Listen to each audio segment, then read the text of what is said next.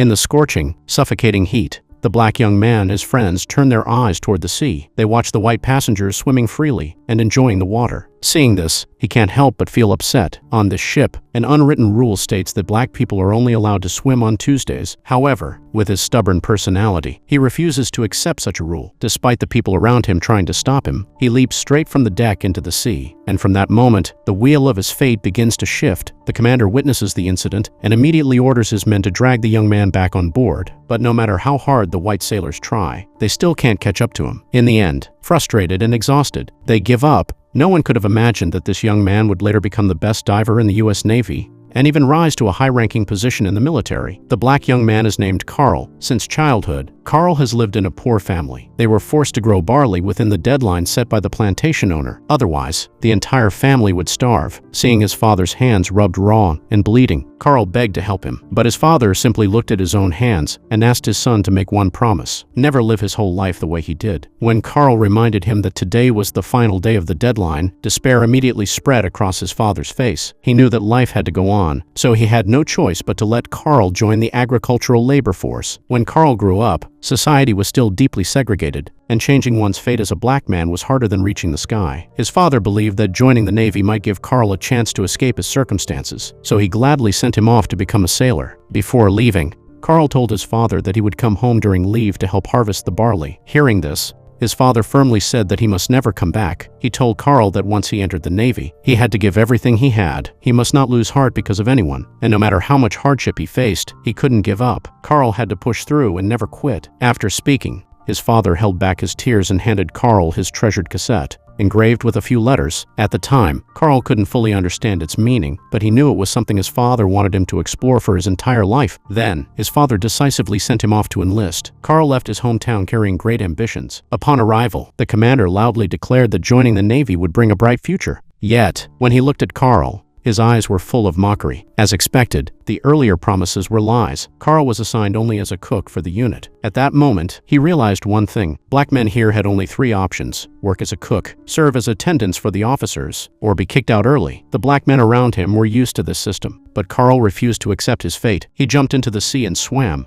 astonishing everyone, even outrunning the group of white sailors with incredible speed. For this bold act, Carl was locked in a dark room. Yet his daring and extraordinary talent caught the captain's attention. He proposed promoting Carl to a second-class sailor in the crew. That day, the ship suddenly shook violently as everyone panicked and rushed over. They discovered a cargo helicopter had crashed into the sea. Soon, a fully equipped diver rescued the pilot. The man was Billy, the highest-ranking diving officer in the Navy. Billy told everyone that the co-pilot had fallen to the bottom of the sea. The captain immediately sent another diver to rescue him, but before he could even jump, he fell off the ship, and the rope holding him snapped. In the Navy, divers are considered the elite of the forces. Billy could not risk the life of his subordinate. Defying orders from above, he immediately put on his diving gear. Moments later, Billy jumped into the sea himself to perform the rescue. The scene left Carl stunned. At that moment, a clear goal formed in his mind. He would strive to become a diver. Meanwhile, although Billy succeeded in rescuing his subordinate, diving without proper equipment had severely damaged his lungs. Angry, he asked the doctor if it would be dangerous to face that pressure again. The doctor calmly replied that Billy would certainly die, but for a diving team captain who could no longer dive, Billy would be no different from a living man already dead. The more he thought about it, the more agitated he became, causing chaos in the hospital. Later, at a hearing, Billy was stripped of his diving status and transferred to the naval school as an instructor. A heroic diver who had saved countless lives had now lost his authority. Everyone who witnessed it felt a sense of regret. But the scene did not discourage Carl. He approached the captain and expressed his desire to become a diver. The captain laughed and said the diving school would not accept a black man, yet Carl insisted on trying. Seeing the young man's determination, the captain decided to help him submit an application to the school. For 2 years, Carl sent hundreds of letters but never received a reply. It wasn't until 1948, when the president proposed desegregation in the military, that Carl had a chance to become the first black diver in the U.S. Navy. However, as soon as he arrived at the school, he was denied entry. At that moment, Billy drove by, still bitter over being demoted to instructor. He saw Carl and seemed to take out his anger on him. Billy said the school didn't accept cooks and advised him to go home and grow wheat. After that, he drove off, but Carl does not give up. He stands at the school gate all day, waiting until Billy comes out of his car. Billy is moved by Carl's determination. The scene is also noticed by the commanding officer on the observation tower. Finally, Carl is allowed to enter the place he has long dreamed of, but what greets him is not recognition, Instead, he faces contemptuous stares and spit from the white students. Once he reaches the dormitory, the commanding officer introduces Carl to everyone. One of the leaders immediately starts causing trouble. He says he does not intend to disrespect the president, but he cannot share a room with a black student. Upon hearing this, the others gradually leave the dorm room one by one. Only Snow Hill, a white student who is also isolated, volunteers to share a room with Carl. Over time, the two gradually become good friends. One night, while Carl is fast asleep, Billy uses the excuse of an emergency drill to shock him with a bucket of cold water. Then, he sprays Carl directly with a high-pressure hose. Before Carl can even catch his breath, Billy pushes his head into a tub of water. On the surface, Billy claims he wants to help Carl practice holding his breath, but in reality, he wants to scare him into giving up. Despite the torment, Carl remains resolute and refuses to falter. Unable to break Carl's will, Billy turns his attention to Snow Hill, Carl's only roommate. The next day, during a skills test, the commanding officer strikes Snow Hill with a 10-pound iron bar. He then orders him to carry it into the water and hold his breath for 4 minutes. Billy pushes Snow Hill straight into the sea. The March water is freezing, and not even 2 minutes in, Snow Hill can't endure it and surfaces. The officer immediately removes him from the team. Carl knows this is a deliberate attempt to target him, but he cannot change the outcome. His only option is to train even harder, leaving Billy no chance to exploit any weakness. However, having only completed elementary school, Carl struggles with literacy, and his writing test score is just 37 points. The teacher warns him that if he fails to reach the required score next time, he will be forced to leave school. To avoid being expelled, Carl spends his free time in the library, while others go out to bars. There, he meets the woman who would later become his wife. At the time, Jo is preparing for medical school entrance exams, so she pays little attention to him. Yet Carl's determination and drive gradually draw her in. Soon, Jo not only takes the initiative to teach him to read and write, but also stays up late studying alongside him. In less than a month, Carl's writing score jumps to 76, qualifying him for the practical diving training. This time, the task is underwater welding. Shortly after 2 students dive, the ship's hull suddenly slides into a deep trench. Unfortunately, one student's air hose gets stuck. The commanding officer orders the other student to assist, but he is so frightened that he trembles, and as the hull tilts further, he panics even more. Billy had intended to rescue the student himself, but Carl steps forward to take on the task. Aware of his own physical condition, Billy has no choice but to let him go. Carl grabs a spare air hose and dives into the ship's compartment. As he is about to replace the hose,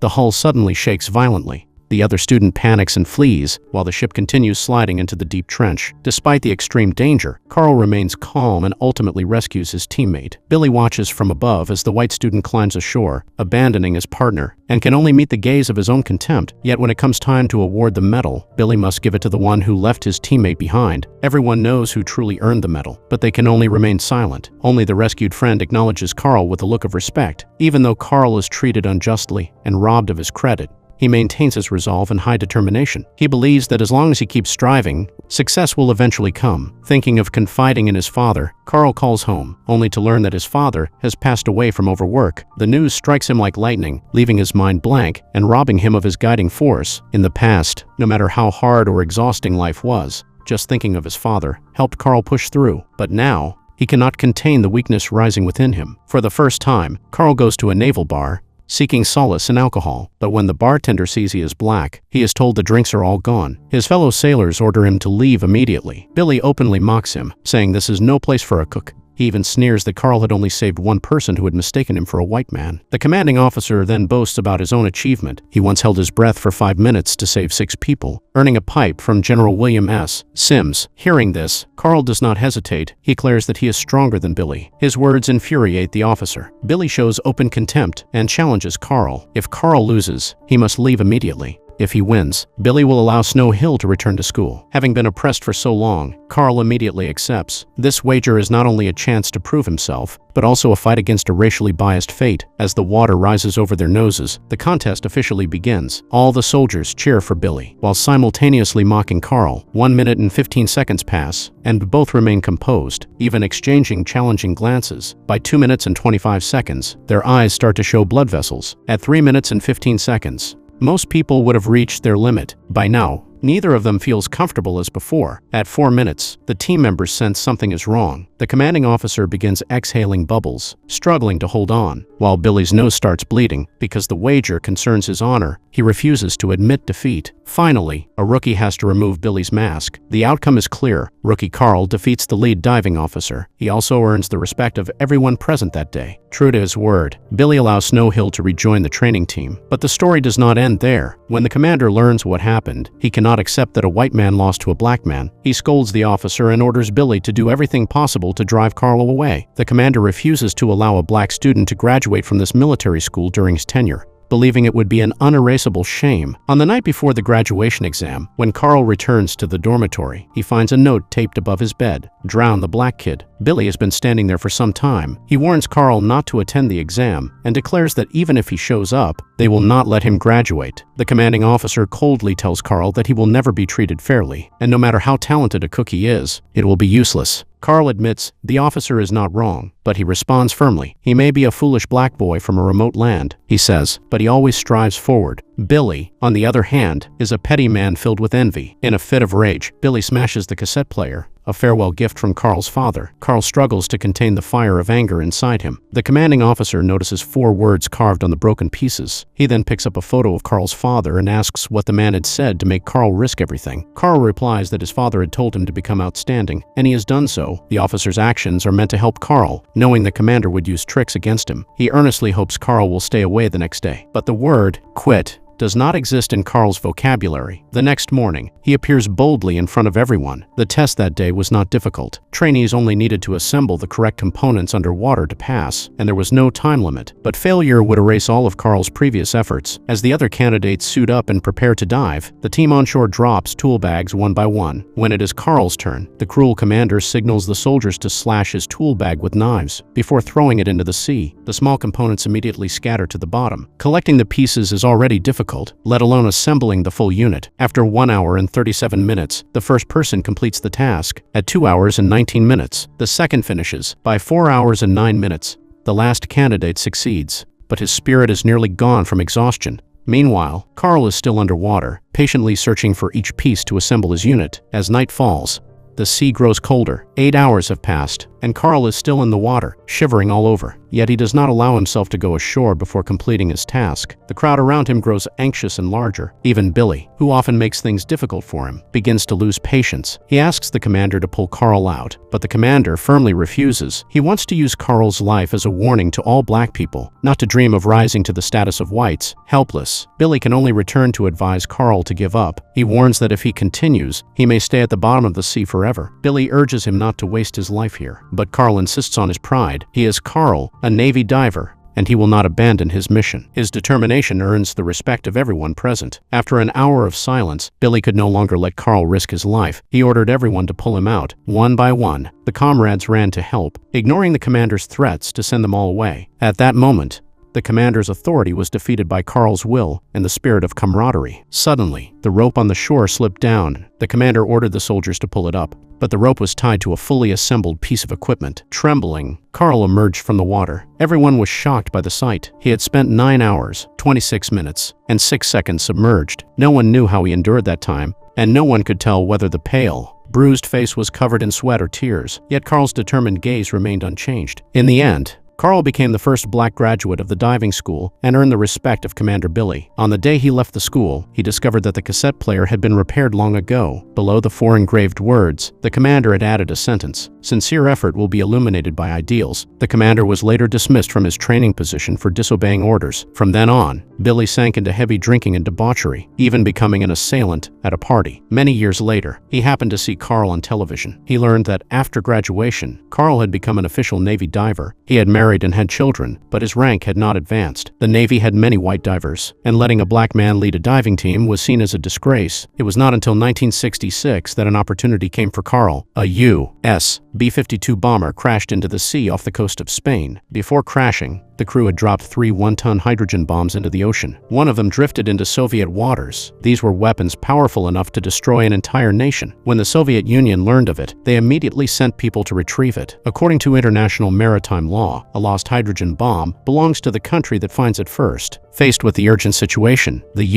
had to act quickly. Skill became the only measure, and Carl was chosen as the top candidate. At first, everything went smoothly when he dived, and he even chatted cheerfully with those on the ship. But in the next moment, a Soviet submarine suddenly approached him. Carl tried to swim aside to avoid the bow, but his snorkel got caught on the hull and broke. Immediately, a signal for a response went out, but Carl had already lost consciousness at the bottom of the sea. He woke up after a long while. His superiors immediately ordered him to return, but at that moment he accidentally discovered the bomb's location. When he emerged on the boat, Carl couldn't hide his joy. He smiled proudly, believing that this achievement would be enough to earn him a promotion to chief diving officer. But when the bomb was lifted onto the shore, fate played a cruel trick on him again. The securing rope suddenly snapped, and in the process of saving it, one of Carl's legs was seriously injured. Thousands of miles away, the commander swore in anger. Every soldier knew how vital a leg was. Although Carl kept his leg, he would spend the rest of his life walking with a cane, and diving became nearly impossible. In front of the cameras, Carl became a national hero as he had hoped, yet he only forced a smile when his superiors comforted him. His refusal to surrender to fate flared up once more. He handed his superior a newspaper story about a pilot who had lost a leg but returned to work within a few years. Carl proposed the same. He would have his leg amputated and fitted with a prosthetic, so that after 12 weeks of rehabilitation, he could return to his position. Of course, no one believed that a man who had lost a leg could continue diving. Joe pleaded with her husband, hoping he would give up and return home, but Carl chose to fight to the end. He decided to have his leg amputated so he could return to training as soon as possible. From then on, pain became part of his daily life. Carl trained again and again, falling only to get back up, his wounds bleeding and scabbing repeatedly. Yet progress was nowhere in sight, and the sense of failure in him grew stronger. In one collapse, he furiously struck his prosthetic leg, cursing the unfairness of fate. At that moment, the old commander came to visit. Billy didn't forget to mention that he had almost missed this rare moment. Then he told Carl that the person who had taken his position would try to force Carl into retirement. He insisted that if Carl wanted to restore his rank, he would need help from someone higher up. Coincidentally, the Navy chief had once been his comrade. Thanks to this, under pressure from above, the other side was forced to allow Carl to participate in the reinstatement hearing, but with a condition. If Carl lost, both he and Billy would have to retire. The commander listened and responded seriously, firmly asserting that Carl would not lose. In the following days, Carl began an insanely intense training regimen. With Billy once again taking the role of his coach, Carl gradually adapted to his prosthetic leg. He fell countless times and got back up just as many. Under the sunset, Carl's unyielding spirit seemed to blaze, his indomitable soul awakening day by day. He and the prosthetic grew increasingly in sync, even running 100 meters. He surpassed the Army standard by 1 minute and 5 seconds. 8 weeks passed quickly. By then, Carl could stand firm on a single leg.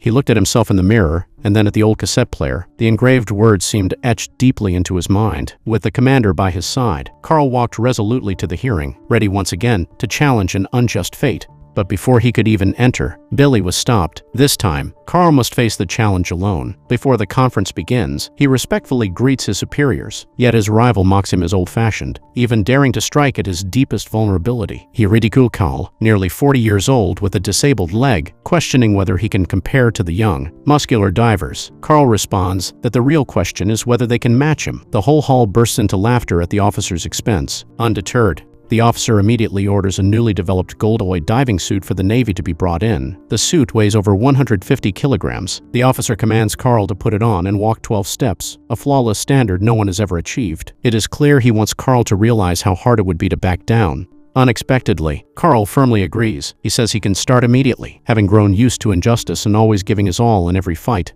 Just then, Billy rushes in from outside. He helps Carl into the diving suit and warns him that the prosthetic leg is very weak, like a dry stick that could easily break. Bearing 150 kilograms on that single leg, Carl might pass out before taking 6 steps. Still, Carl does not back down. He asks his rival to put a protective helmet on him. After measuring the 12-step distance, Billy signals that he can begin. But as Billy moves to help Carl stand, the cruel officer announces that the Navy has just changed the rules. The diver must stand up entirely on his own. Carl grits his teeth, bearing the immense weight, and struggles to stand. Every muscle in his face tenses with the effort and tremor. He takes laborious steps. At first, he manages to hold himself, but by the 5th step, the prosthetic leg starts to creak. By the 8th step, it bends noticeably. Sharp fragments from the leg dig into his flesh, causing pain. The crowd around him grows tense. The young judge is about to declare the challenge a failure, but Billy stops him. He orders Carl to keep going. He teases Carl as a mere cook and reminds him that he still owes 12 steps. Billy recalls the mission of a Navy diver. They are not combat soldiers, but rescue specialists. If something is lost at sea, they must search for it. If it sinks to the bottom, they must retrieve it. If it blocks the way, they must move it, and if misfortune strikes, they may even die at a depth of 200 feet. And now, Cook Carl must quickly report his status. Fueled by both provocation and encouragement, Carl achieves the unimaginable. Though an ordinary man, his strength proves extraordinary. He shows those who once tried to stop him that his fate is his own to decide, not theirs. When the helmet is finally removed, Billy cannot hold back his emotion. Even the young officer must admit defeat. He stands and declares Carl's position restored, returning honor to the sailor. This is a true story. In 1970, Carl finally fulfilled his lifelong dream and became the first African-American chief naval officer in U.S. history. He continued to serve for another 9 years before retiring with honor. And with that, the film about his struggle comes to an end. Thank you for watching. Goodbye, and see you next time.